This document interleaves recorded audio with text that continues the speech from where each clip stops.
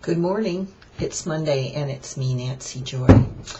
And today we're talking about a message, a sharing that Ezekiel often gives to people at some point during a session. And sometimes, often, they might ask, what does that really mean? And so over the years, it's kind of taken on a life of its own in my world of To Love It All, emotional healing. And so I wanted to take some time in this chaotic world we're in, where there's so many things happening with finances, with relationships, with illnesses, of course on the outward with wars, and how people perceive people. Now that our election is over, there are still those very upset about the outcome, and no matter what the outcome would have been, there would have been those very upset. So what does it mean to come into your own being, your own centered self on your spiritual journey, and work on consciously creating and understanding what is an open, vulnerable heart with which to experience the world and all you've created, but with strong, healthy boundaries. So let's start with the open, vulnerable heart.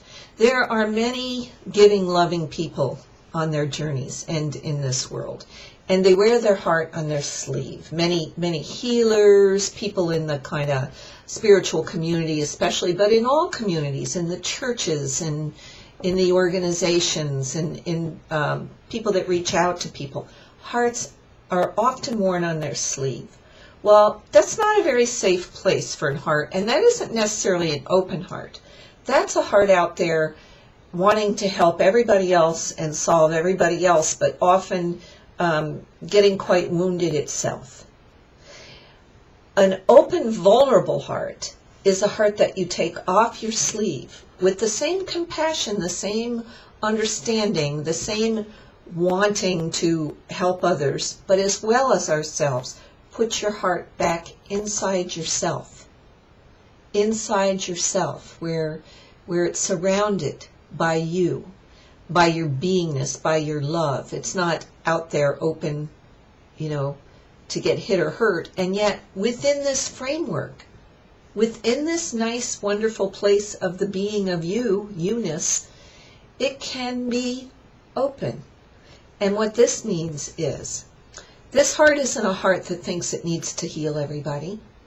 This heart isn't a heart that thinks it needs to cure the ills of the world. This is a heart that stays open in self-love and understanding.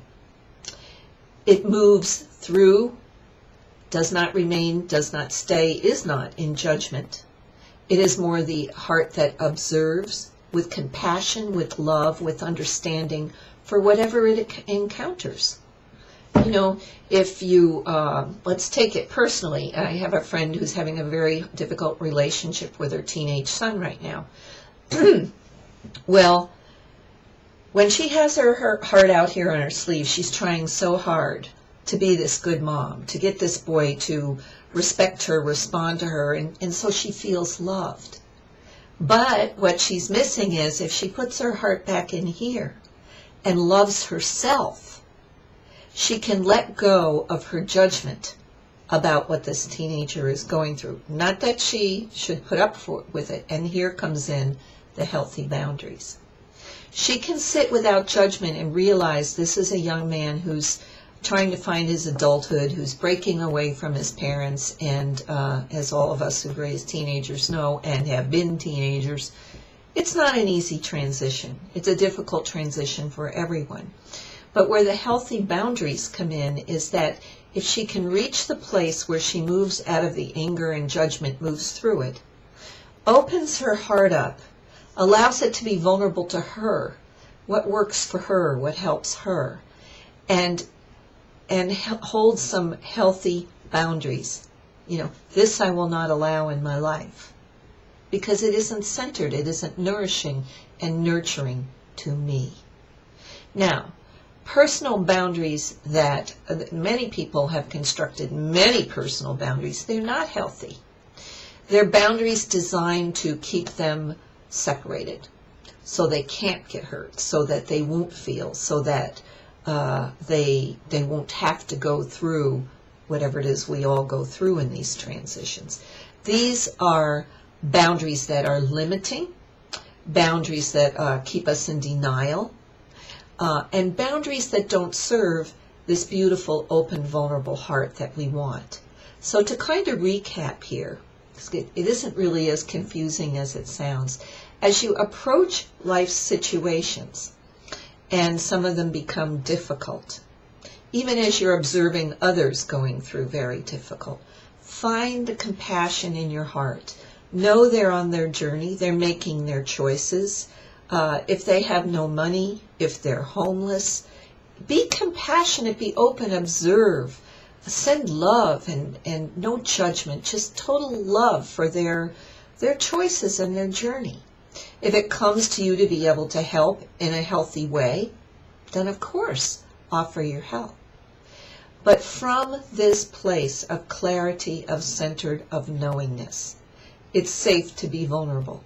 It's safe to give yourself and open yourself, because you know that within you there is great love, and first and primary for you.